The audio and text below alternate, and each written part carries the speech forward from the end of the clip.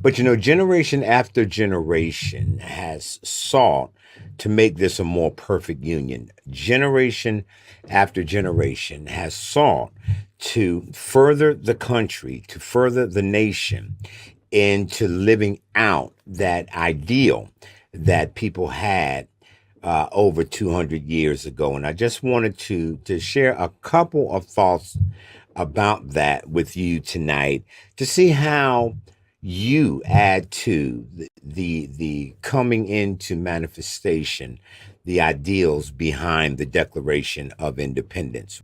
And what I want to talk about tonight, briefly, is I just want to share some thoughts about the Declaration. I don't know if you've ever read the document recently. I know that we all had to read it when we were in schools of different kinds, but to go back and to read the document now and to really try to get an idea, try to get an understanding of what was it that in the birth of this nation, what was it that people were pushing for? One of the things that I recently was reminded is that when we think about the Boston Massacre, the Bloody War, it was interesting that Crispus Attucks, a freed son of Africa, was actually the first person to die to spark the revolt that ended up turning into a major war here in the Americas. And so there's contributions that every ethnic group has made to this nation. I know oftentimes when we look at the checkered past of the nation, we are reluctant to acknowledge the contribution of certain groups. But it's interesting. America has always been a melting pot. America has always been a place where people from different walks of life, people from different backgrounds, people from different geographic regions of the world could really come and experience freedom, could really come and experience liberty. And again, I know that when we look out at our world today, it may seem as though we've gone backwards, but we really haven't. We really haven't. But I want to read kind of the first paragraph of the Declaration of Independence, and then really the first major clause that was included, and it reads, um, "When in the course of human events it becomes necessary for one people to dissolve the political bands which have connected them with another, and to assume among the powers of the earth the separate and equal station to which the laws of nature and of nature's God entitle them, a decent respect to the opinions of mankind requires that they should declare the causes which impel them to the separation. When in the course of human events it becomes necessary for one people to dissolve the political bands which have connected them with another, and to assume among the powers of the earth the separate and equal station to which the laws of nature and of nature's God entitle them." This is a very powerful statement. It really lays out not just the independence of the Americas, but it really speaks to the history of nations, of countries since the beginning of time. There has always been times in the course of human history where people would have to separate from the control of another people because of their God-given rights. Now, and I want you to get this, because no, it says to assume among the powers of the earth the separate and equal station to which the laws of nature and of nature's God entitle them. So now we're literally talking about the God-given right of peoples to pursue what it is in their heart, which has been placed in their heart by the Creator. And anything that imposes or impinges upon that right will of necessity declare a separation. Stay with me. Because it goes on, and this is the thing that I really want to focus on tonight. And this is what they said. We hold these truths to be self-evident. And I'm going to come back and talk about this. That all men, that would be male and female, this is mankind.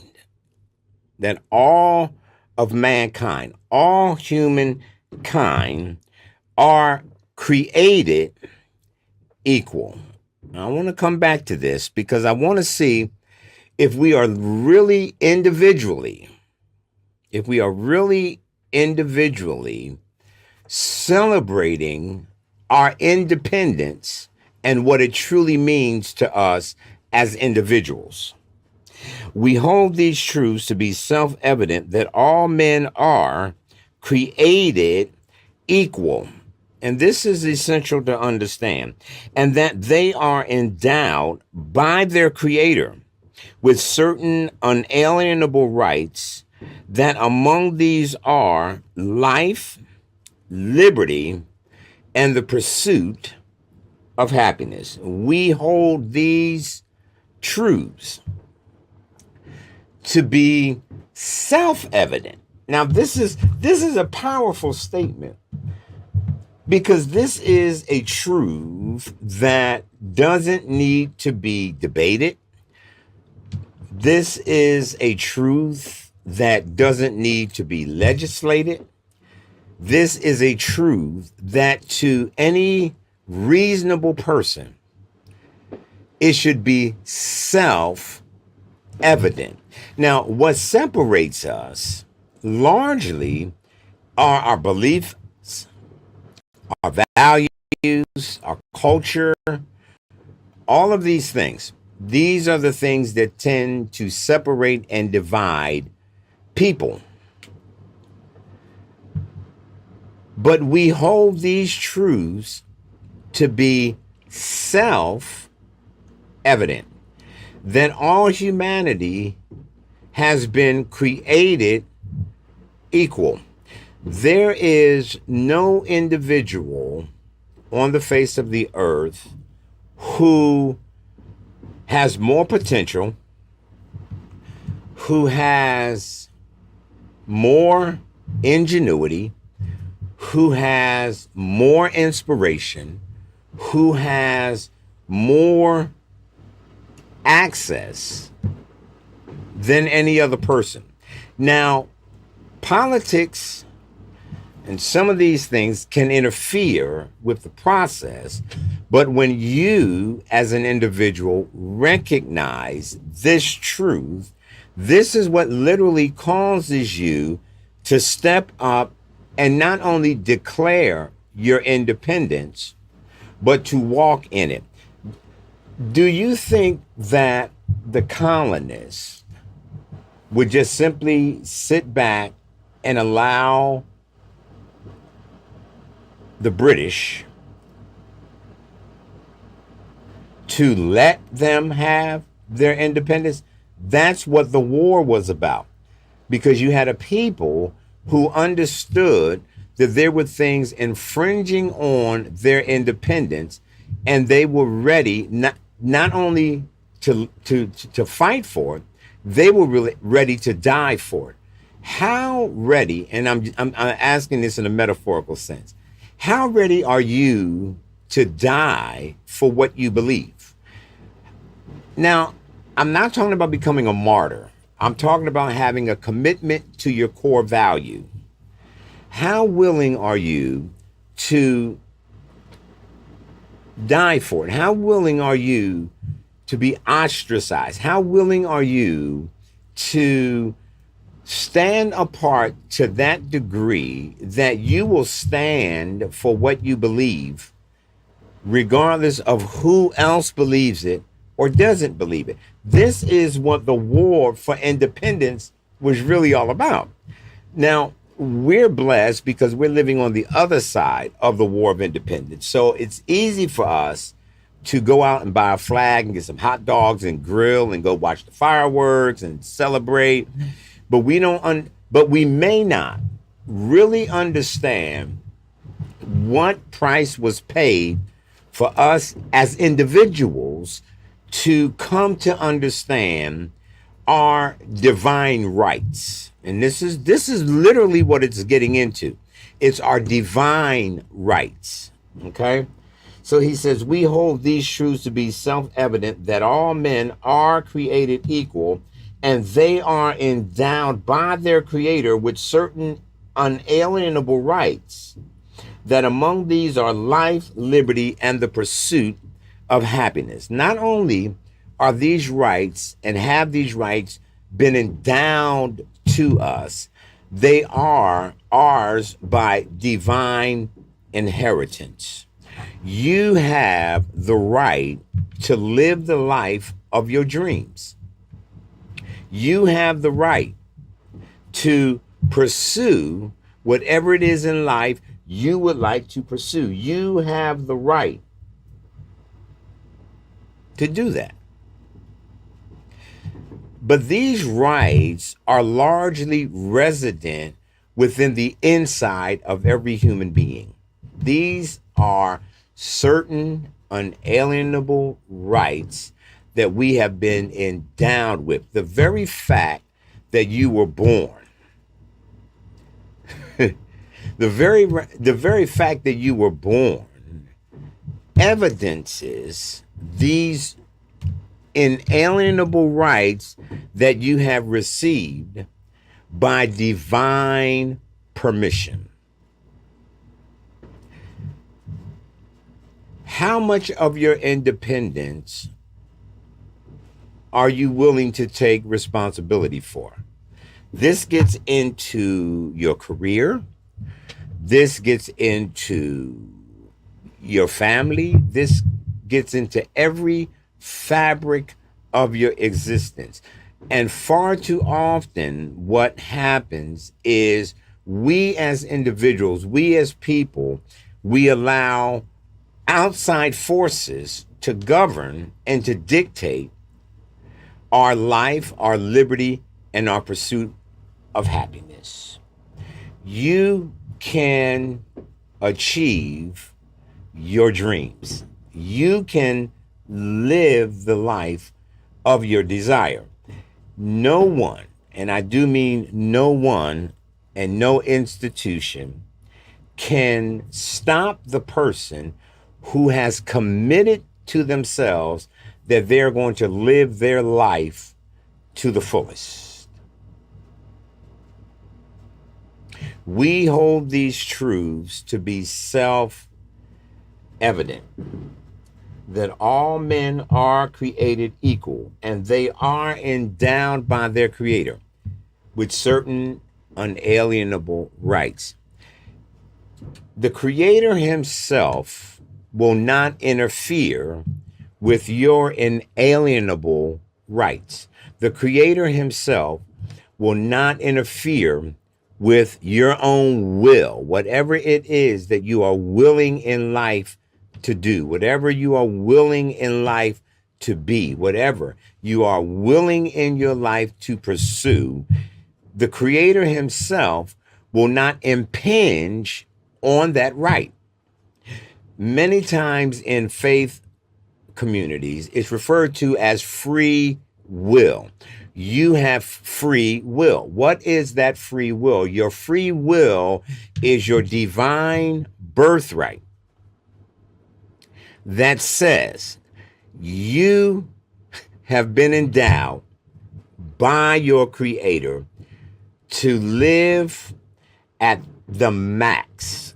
I don't know any other way to put it, but to live your life to the max. Whatever your dream is, Be willing, be willing to be committed to it if you are the only one committed to it. Be willing to commit to it. One area, and I told myself I wasn't going to bring this into the equation, but because the faith community is so dear in my heart, it's difficult for me to talk about independence and liberty and not go into this. Jesus made this statement. He said, "You will know the truth if you continue in my word. Then are you my disciples? You're my followers. You're my students. And you will know the truth, and the truth will make you free." He said, "I've come that you might have life, and that you might have that life more abundantly." I have come that you might have life, and that you might have that life more abundantly. And then he says, you'll know the truth, and the truth will make you free.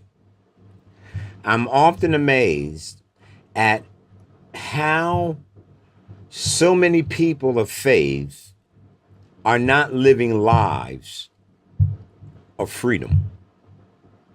Now, we're celebrating Independence Day, but how many people in the faith community do not exercise their unalienable rights?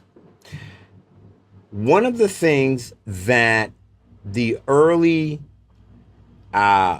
people of faith that came to the Americas, one of the things that propelled them to come is they wanted a place where they could worship. Now listen, where they could worship God according to their own dictates, according to their own conscience.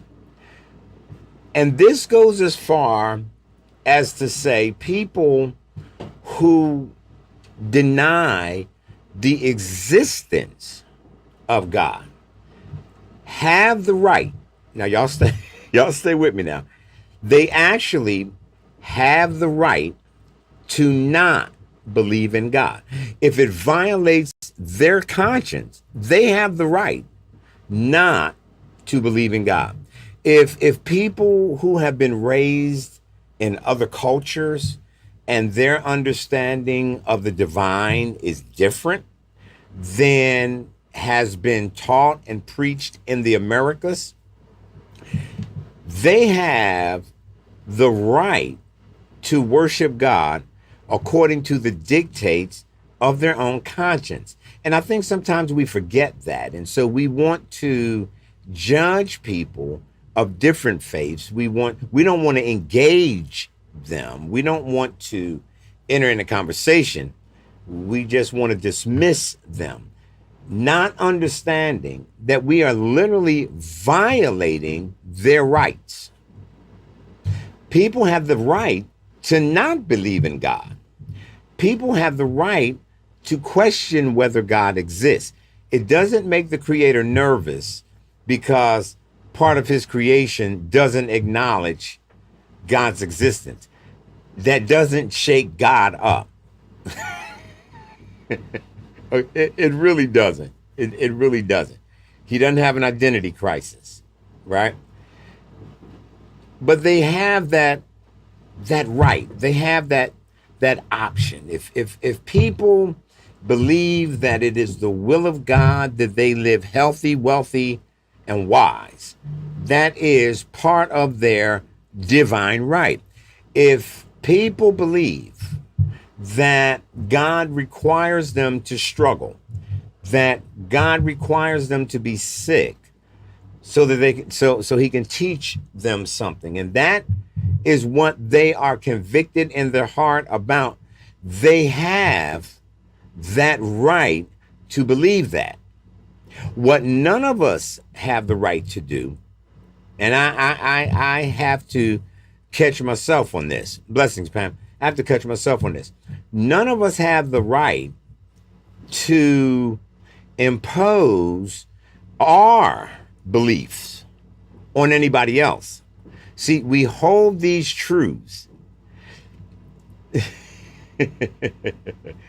We hold these truths to be self evident that all men are created equal and they are endowed by their creator with certain inalienable rights, among which is life, liberty, and the pursuit of happiness. Note, it doesn't say all Christians are created equal and are endowed with their creator. It says all men, all humanity has been endowed by their creator. And this is one of the things that has happened. But when many people from the faith community came to the Americas, the reason that they came, as this is what we were talking about, I went down a rabbit trail. They came because they wanted to be in a place where they could worship God according to the dictates of their own conscience. They did not want to live in a nation that was ruled by a king, and they didn't want to be part of a church that was ruled by a pope, because they understood that when it comes to an individual's relationship with their creator, there are certain inalienable rights that no one has the right to try to govern over. But far too frequently, this is what we have seen happen within the body of Christ. So wherein we talk about the celebration of liberty, many times within our own institutions and within our own realms of dogma, tradition, and doctrine, we're doing the exact opposite. So we're not allowing people to come to understand their relationship with their creator by the creator's self-revelation to them, because we're busy trying to teach them. We're busy trying to teach them our understanding of God. But we hold these truths to be self-evident, that all men are created equal and are endowed by their creator with certain inalienable rights. And what has happened, from a desire to come and to be in a place where people could worship God according to the dictates of their own conscience. And there were different and various groups that came about, right? Puritans, the Pilgrims, a lot of Baptists came. And over time, over time, systems were built. Religious systems were built that sought to control what people's experience of their creator actually was. And it has continued on, and these systems still function. The challenge is it can cripple people's independence. I hope this is making sense. It can literally cripple people's independence. So people will no longer explore their connection to their creator internally. People will no longer explore their God-given potential. People will no longer explore the reality of the presence of their creator with them always abiding. They've begun to rely on outside forces and outside people to dictate what that relationship is. We often refer to it today as the ministry. And so we have the apostle, the prophet, the evangelist, the pastor, and the teacher, who somehow has been led to believe that we have some type of special connection to the creator that other people don't have. So we feel as though we have to tell people what God is doing, what God is saying, what God, how God is leading them. That violates the very principle of our creation. You say, what do you mean, Daryl? All men are created equal. There is no special class of people in the creation, and there is no special class of people in the church. Now I know that's going to go. I know that's going to go across the grain, but it's true anyhow. All men are created equal, and they are endowed by their Creator. Now, we don't all have the same function. We don't all have the same purpose in life, but we are all created equal, which means we have equal access. First and foremost, we have equal access to the voice of our Creator. See, God is not some far off, distant being somewhere sitting on the throne. God is a spirit. God is everywhere present simultaneously. That means at the same time. God is everywhere present at the same time. The allness of God is present everywhere. So it's not like a part of God is over here and a part of God is over there and a part of God is over there. God is one. The allness of God is ever present. This is just the magnitude of the Creator. Since He is everywhere present and we are all created equal, we all have equal access to His presence anytime, anywhere. However, if people are led to believe that they are not equal, this is why I say, are we really celebrating our independence? Because this means that wherever they're at any time, they have access to their Creator. He's everywhere present. And no person has more access. God is a spirit. No person has more access to the Spirit than any other person. The difference becomes in the person's commitment to their own independence, their own commitment to life, to liberty, and to the pursuit of happiness. So you don't have to have systems validate you. You don't have to have other people validate you. They're just people, just like you. They're just people. And this really goes across the grain of so much that has happened in religious systems. And when you think about the place that faith held in the battle of independence, being the conscience of being that voice that said to all men, you are no better than nor less than any other person. The difference is the commitment the person has to live out their independence. And this has been lost within the faith community. It's really troubling. It's literally been lost. So people are waiting for other people to tell them what God said. We hold these truths to be self-evident, that all men are created equal. And this being created equal is a powerhouse. That's why I asked, have we read the Declaration of Independence lately? Because it's a powerhouse document. All men are created equal.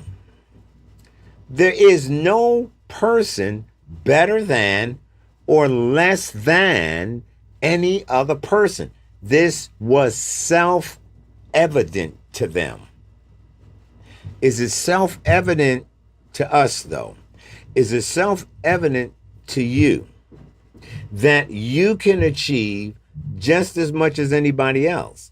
If one person was able to create something that literally revolutionized the way life was lived, if one person could come up and understand the development of electricity, if one person could come up and understand mass transportation, mass production, if one person could come up with creative ideas like that, why can't you? Why can't you? The reason many people don't is because they allow outside forces to govern and dictate to them how much independence they will actually experience. These are some faults for Independence Day. Beyond this goes beyond the fireworks, the hot dogs, the barbecues. It goes beyond all of that. This goes to the core of how serious do you take the issue of your independence? How seriously do you take the issue of your independence? Never allow anyone to set limits on your life. Never allow that. The next area that we should be concerned about is not setting limits on ourselves. Since you've been endowed by your creator with certain inalienable rights, don't set limits on yourself based on your age, your ethnicity, your educational level, your economic status. Do not set limits on yourself, because once you set limits on yourself, you could literally be set free externally, but you have just put yourself back into bondage. And this is one of the other issues. So never allow systems to govern you. This is what caused the birth of the creation, let me say that, of the United States, was the refusal to allow other governments to dictate to them how they would live their life from day to day. That's the very seeds of our independence. So I'm simply asking that you not allow outside institutions, governments, systems to govern over you and dictate over you in 2021. Don't allow anyone to deprive you of your inalienable rights. Is it challenging? Yes. Is it easy? Not really, because one of the challenges of our nation is that we've built a culture in which conformity has become king. So the idea is just conform to the culture. You know, find out what your station in life is. Find out what you want to do for 50 or 60 years before you retire, and then you retire, because that's the American way. No, that's not the American way. The American way is the pursuit of life, liberty, and the pursuit of happiness. That's the American way. The American way is to find a need and fill it. That is the American way. But if we let those freedoms go, we may be free from external tyranny, but we as a nation have just put ourselves into captivity because we want everything to be as it always has been. Never allow anything or anybody violate the inalienable rights that you have been endowed with by your Creator.